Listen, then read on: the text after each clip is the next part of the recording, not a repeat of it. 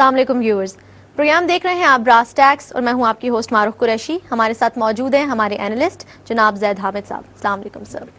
Viewers, جیسا کہ آپ لوگ جانتے ہوں گے کہ براس ٹیکس نے اقبال پر اسرار کے بعد ایک نیا سلسلہ شروع کیا ہے نعمت اللہ شاہ ولی کے حوالے سے.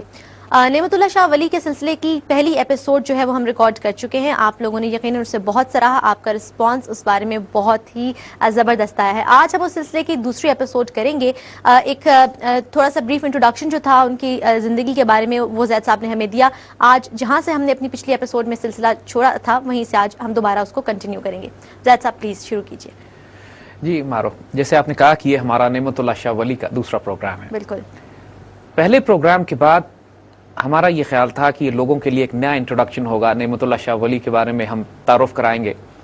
لیکن وی ور پلیزنٹلی سرپرائزڈ کہ پوری دنیا سے ہمیں سینکڑوں ای میل آئیں اور لوگوں نے ان کے بارے میں مزید انفارمیشن ہمیں بھیجی کہ جو ہمارے پاس موجود ریسرچ میں بھی نہیں تھی. رائٹ. اینڈ وی ریئلائزڈ کہ ہی از ویری ویل نون.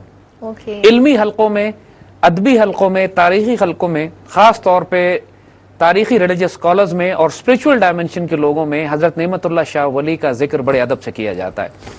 ہمیں بہت زیادہ مٹیریل لوگوں نے بھیجا، مطلب ہم نے جو ریکویسٹ کی تھی that was really fruitful. اور اس کے جواب میں لوگوں نے ہم کو باقاعدہ ہمارے دفتر میں بھی آئے، ہم کو ڈاکومنٹس بھی دیے لوگوں نے لا کے، اور ہم حیران ہوئے اس بات پر کہ لوگوں نے ان پر کتنی ریسرچ کی ہوئی ہے. واو. اور ان کے مختلف نسخے جو دنیا کے مختلف حصوں میں پھیلے ہوئے تھے، ایران سے بہت سے نسخے لوگوں نے منگوائے ہوئے تھے، بہت سے یہاں پہ ہندوستان کے مختلف لائبریریوں میں کچھ کی فوٹو کاپیز تھیں، کچھ کے اسکینڈ امیجز تھے. مگر ایک بات بالکل طے ہو گئی کہ ان پر بہت زیادہ کام تاریخ میں مسلمانوں نے کیا ہوا ہے، اسکالرز نے کیا ہوا ہے.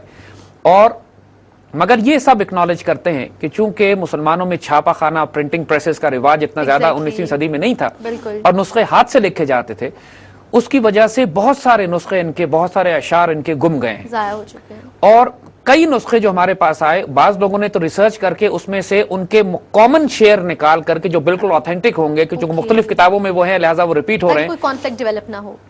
اور کچھ شعر ہیں جو یونیک ہیں، کچھ ایک نسخے میں ہیں لیکن دوسرے میں نہیں ہیں، ان کو بھی الگ کرتے گئے. تو الٹیمیٹلی جو بالکل کنفرمڈ شعر ان کے سامنے آئے ہیں تو ان کو پھر ہم نے سمری بنا کر ہم نے اپنے پروگرام کے لیے ان کو ترتیب دے دیا.